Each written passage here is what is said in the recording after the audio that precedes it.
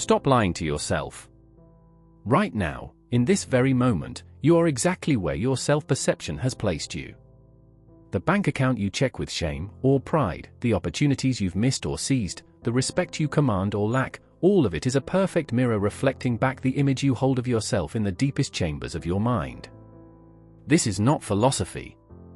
This is cold, hard law, as immutable as gravity, as certain as death. Welcome to Timbuktu Lectures, a production of Kilimanjaro News Network, the authentic voice of Africa. We studied the lives of over 25,000 men and women who achieved extraordinary success, and I can tell you this with mathematical certainty. Every single one from Nelson Mandela, Aliko Dangote, Mo Ibrahim to Barack Obama understood and applied the law of self-worth that made the difference between them and the masses who live lives of quiet desperation. They understood these laws that I'm about to reveal to you. Pay attention. The first universal law of wealth creation states: your financial reality is the exact external manifestation of your internal conviction of worth. Most people spend their entire lives fighting the wrong battle. They blame their education, their circumstances, their government, their family background. They rage against external forces while the real enemy, their own diminished self-perception, continues its destructive work undetected. Let me tell you something that will either liberate you or enrage you. The greatest barrier between you and the wealth you seek is not your education, your background, or your circumstances. It is your own understanding of your worth. And until you confront this truth with the courage of a warrior, you will remain exactly where you are, or worse, you will slide backward while making excuses for your decline. Let's take a look at a few African giants who proved that circumstances are lies. Look at Aliko Dangote, the richest man in Africa. Born in 1957 in Kano, Nigeria, he didn't emerge from privilege. His father died when he was young, leaving him with only his grandfather's modest trading background. Yet today, he commands a fortune exceeding $13 billion. What separated Dangote from the millions of other Nigerian children who shared similar circumstances? He refused to accept the limiting story his environment told him about what was possible. At age 20, with a loan of just $3,000 from his uncle, Dangote began trading in cement, sugar, and flour. But here's what the success stories don't tell you. He didn't just trade products, he traded in a vision of himself as a man destined to build an industrial empire. Every morning, he woke up knowing he was worthy of commanding vast resources, employing thousands, and reshaping Africa's economic landscape. When critics said Nigeria couldn't support large-scale manufacturing, Dangote heard opportunity. When they said Africans couldn't compete with multinational corporations, he saw a challenge to prove them wrong. His self-perception was so unshakable that he borrowed $3.3 billion in 2010 to build Africa's largest cement plant, despite skeptics calling it financial suicide. The result? His cement company alone now generates over $2 billion annually. But here's the uncomfortable truth. Millions of Nigerians had access to the same loan opportunities, the same market conditions, the same potential. The difference wasn't opportunity, it was self-perception. Now consider Roger Milla, Cameroon's football legend. Born in 1952 in Yaoundé, he grew up in poverty, playing football with balls made of rags and paper. Most African footballers of his generation accepted that their careers would peak in local leagues, with perhaps a brief stint in Europe if they were exceptionally lucky. Milla thought differently. He saw himself not as a local player grateful for small opportunities, but as a world-class athlete destined to represent Africa on the global stage. This self-perception drove him to train harder, demand better, and refuse to settle for less than international recognition. The result? At age 38, when most footballers are long retired, Milla became the oldest player to score in a World Cup, leading Cameroon to the quarter-finals of the 1990 World Cup and changing the world's perception of African football forever. The uncomfortable question: how many equally talented African players never developed their gifts because they couldn't see themselves on the world stage? Let me tell you about a man who should have failed by every conventional measure, yet became the most powerful person on earth. Barack Obama's story isn't just about political success, it's a masterclass in how unshakable self-worth can overcome seemingly impossible odds. In 1992, Obama was a 31-year-old community organizer in Chicago, earning just $13,000 a year. His marriage to Michelle was strained by their financial struggles. He had applied to numerous law firms and been rejected. His first book, Dreams from My Father, sold fewer than 10,000 copies, leaving him with mounting debt. When he decided to run for the Illinois State Senate in 1995, political insiders laughed. He was an unknown with an unusual name, limited connections, and no money. He lost his first political race in 2000, running for the U.S. House of Representatives, defeated by incumbent Bobby Rush by a crushing 2-1 margin. But here's what separated Obama from the thousands of other failed politicians. He never allowed external defeats to diminish his internal conviction that he was destined for greatness. After September 11, 2001, the obstacles became even more daunting. America was gripped by fear and suspicion. A man with the middle name Hussein faced seemingly insurmountable prejudice. Political consultants advised him to change his name or abandon his political ambitions entirely. Obama's response? He intensified his preparation. While others saw his name as a liability, he saw it as a test of America's character, and his own. He spent hours each day visualizing himself not just as a senator, but as president. He studied the speeches of great leaders, practiced his oratory, and developed policy positions as if he were already governing. When he decided to run for the U.S. Senate in 2004, he faced multimillionaire opponents with decades of political experience. Blair Hull spent $29 million of his own money. Dan Hines had the backing of the entire Democratic establishment. Obama had name recognition below 10% and limited funds. Yet Obama's internal conviction was so powerful that it began to manifest externally. His keynote speech at the 2004 Democratic National Convention electrified the nation. Why? Because he spoke not as a hopeful politician, but as a man who already knew he belonged on the world stage.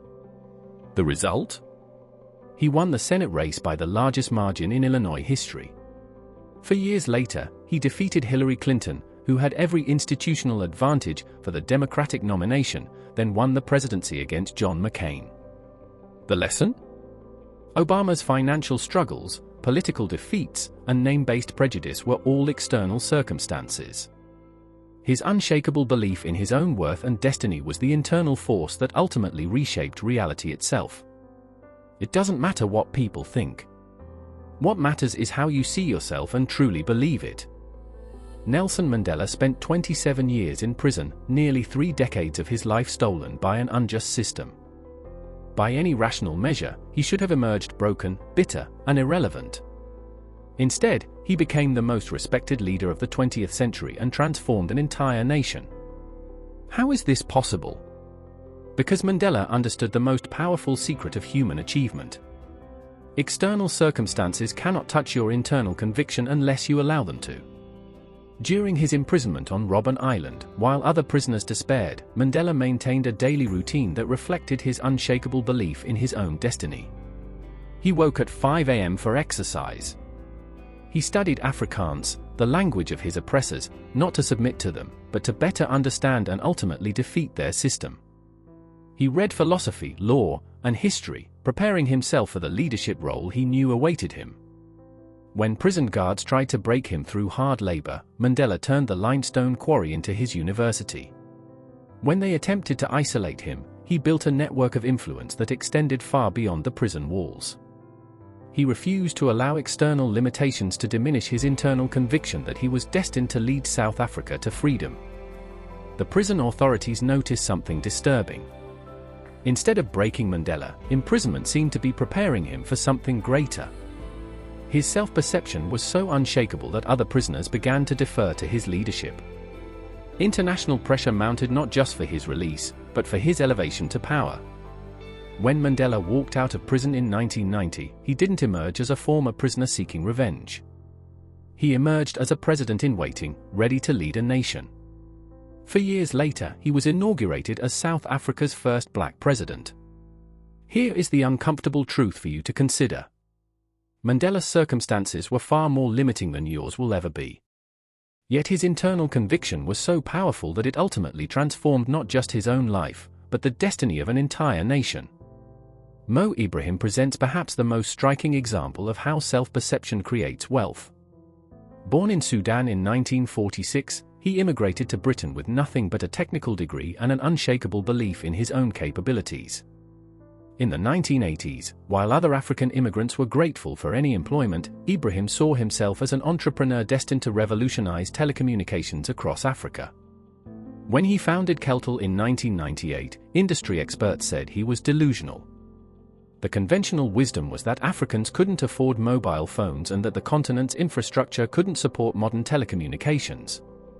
Ibrahim's response reveals the power of unshakable self-worth. He didn't argue with the critics, he simply proceeded as if their limitations didn't apply to him. He invested everything he had into building cell towers across 13 African countries. While competitors focused on wealthy urban markets, Ibrahim's conviction told him that ordinary Africans would embrace mobile technology if it was accessible and affordable. The result? In 2005, he sold Keltel for $3.4 billion, becoming one of the richest men in Africa. But here's the deeper lesson. Ibrahim didn't just create wealth, he created an entirely new industry that transformed how 1 billion Africans communicate. Here is the uncomfortable question for you to consider. How many other African immigrants possessed the technical skills to build what Ibrahim built, but lacked the self-perception to attempt it? Today, Ibrahim uses his wealth to fund the Mo Ibrahim Foundation, which promotes good governance across Africa.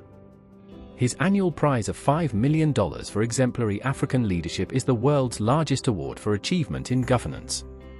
Even his philanthropy reflects his unshakable belief that Africa is worthy of the highest standards of leadership. Mana Dibango, the Cameroonian saxophone legend, provides a perfect example of how self-worth can transcend every limitation imposed by geography, race, and industry expectations. Born in 1933 in Douala, Cameroon, Dibango was sent to France for education at age 15. In the 1960s, African musicians were expected to remain within their traditional boundaries, performing for African audiences, using African instruments, singing in African languages. Dibango's self-perception rejected these limitations entirely. He saw himself not only as an African musician, but as a global artist who happened to be African. In 1972, he released Soul Makossa, a song that fused African rhythms with American funk and jazz. Industry executives told him it was too African for American audiences and too American for African audiences. Dibango's response? He proceeded as if their limitations were irrelevant to his destiny. The result? Soul Makossa became the first African song to reach the top 40 on the US Billboard Hot 100. It was sampled by Michael Jackson in a wannabe starting something and influenced countless artists across genres. Dibango performed at the 2010 FIFA World Cup opening ceremony, commanding a global audience of over 700 million people. Here is the vital lesson. Mana Dibango's technical skills were available to thousands of other African musicians.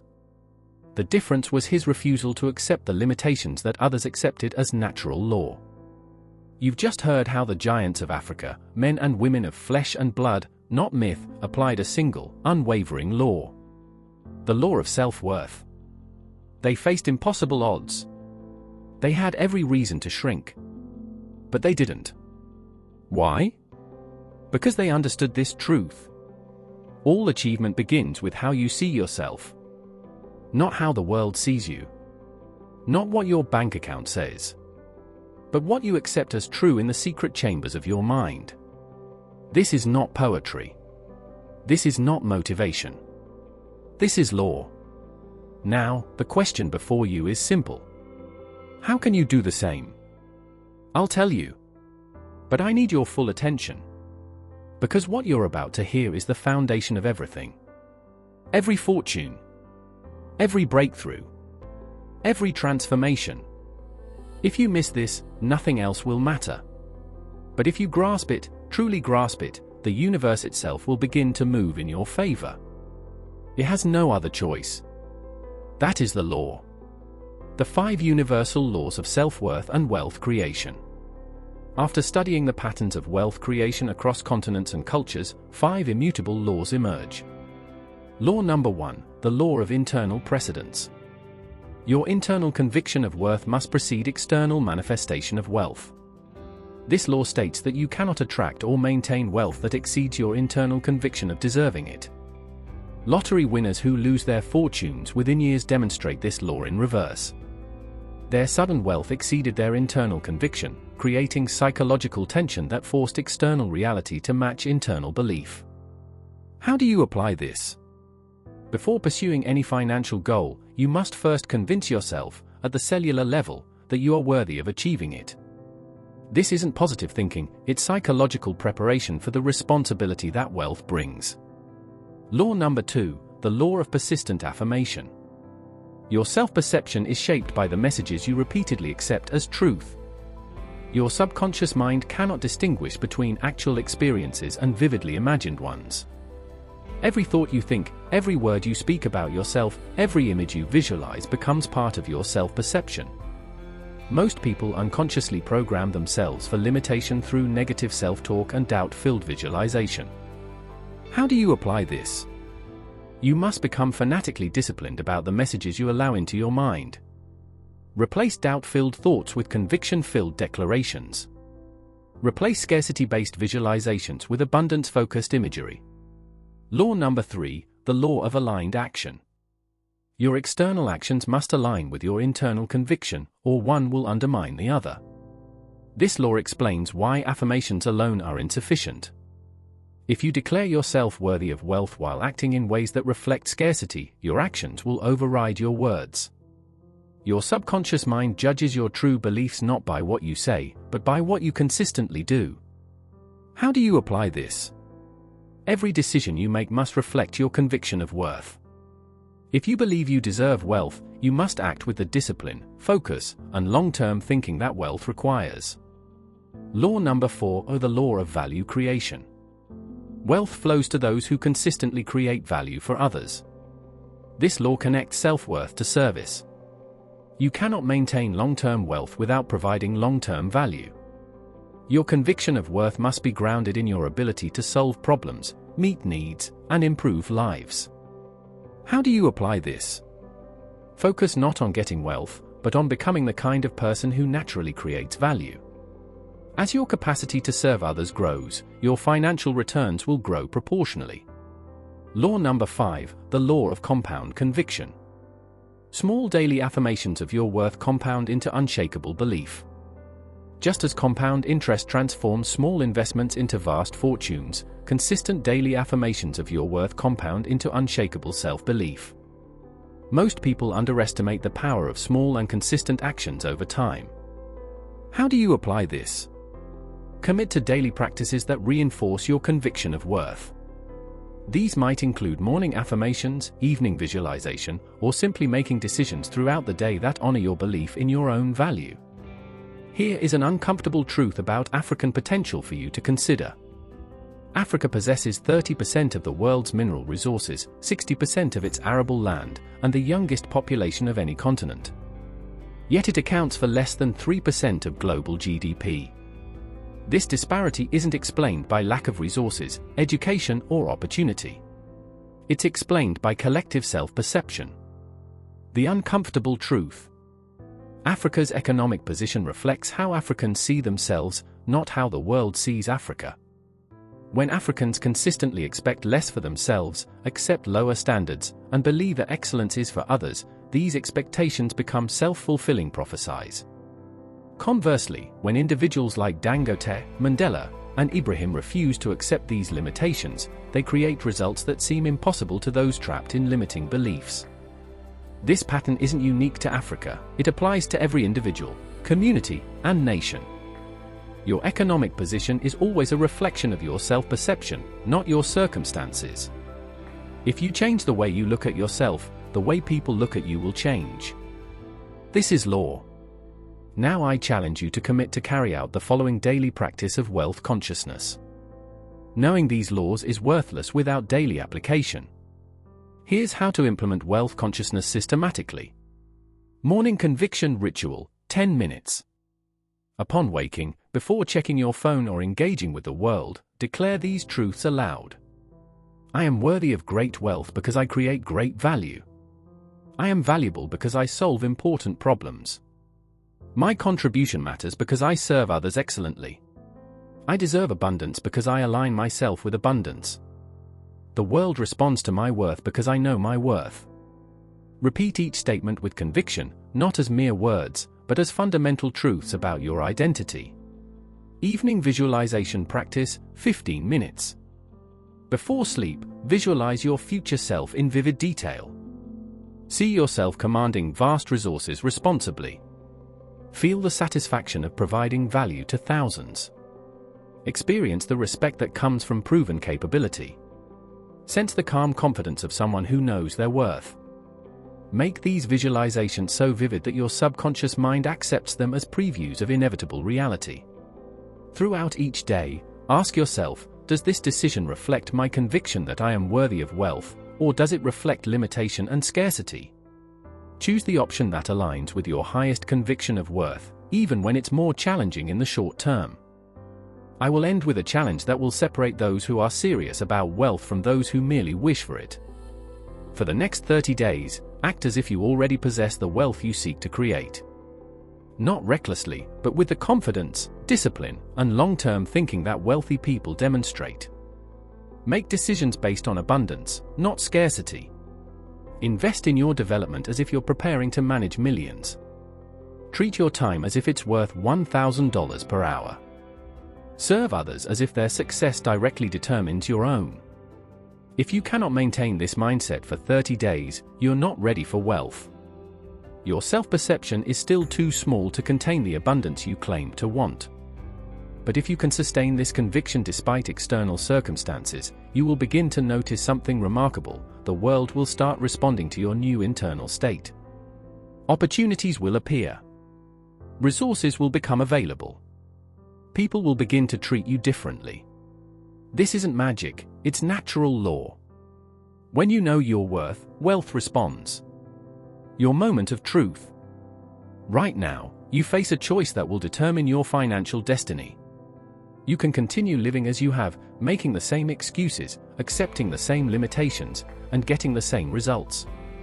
Or you can embrace the uncomfortable truth that your current financial position reflects your current self-perception, and commit to the daily practice of expanding your conviction of worth. The choice is yours. But understand this, poverty is not a circumstance, it's a conviction. Wealth is not luck, it's a natural result of unshakable self-worth combined with persistent value creation. Africa, and the world, awaits the person who finally believes they deserve abundance and acts with the conviction necessary to claim it. The question is not whether you're capable of wealth. The question is whether you're capable of believing you deserve it. When you can answer that question with unshakable conviction, your financial transformation becomes inevitable. Say it with me now. I am worthy of abundance. I am valuable. I am powerful. The world responds to my worth. I discipline myself because I respect myself. I pursue my goals because I know I am meant for more. Say it until you believe it. Say it until you feel it. Say it until you become it.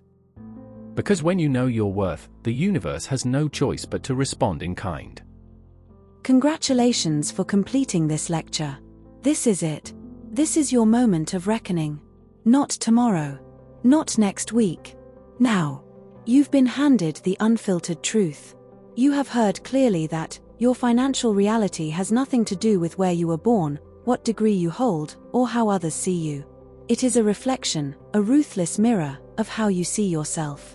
The great builders of our time, Dangote, Wangari Maathai, Mandela, Obama, Mo Ibrahim, did not begin with perfect conditions. They did not inherit certainty. They built it.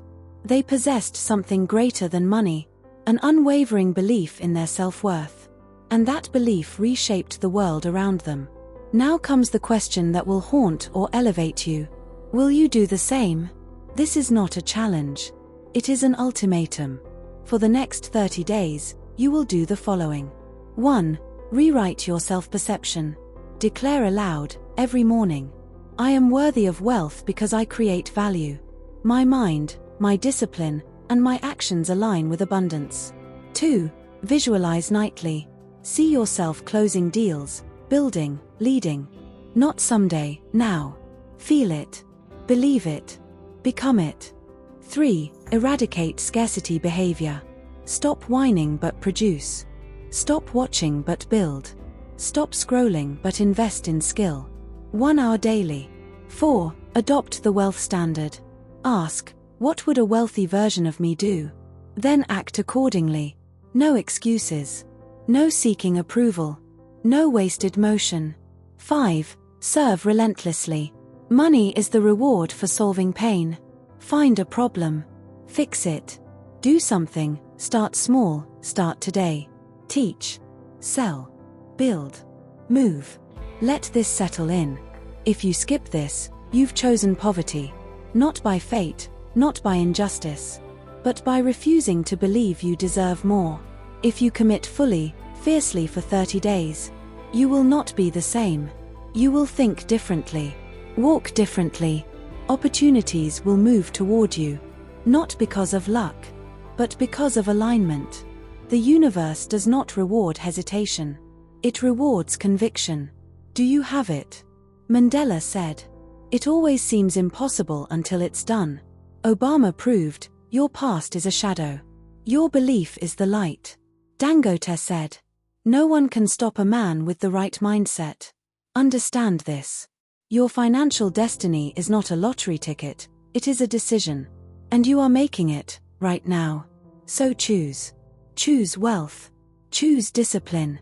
Choose yourself. Now go, and let the world adjust to the new standard of your self-worth. Timbuktu Lectures is a production of Kilimanjaro News Network, the authentic voice of Africa. Don't forget to like, share and scan our QR code to access our YouTube channel and website. We broadcast in Swahili, Arabic, Hausa, English and French.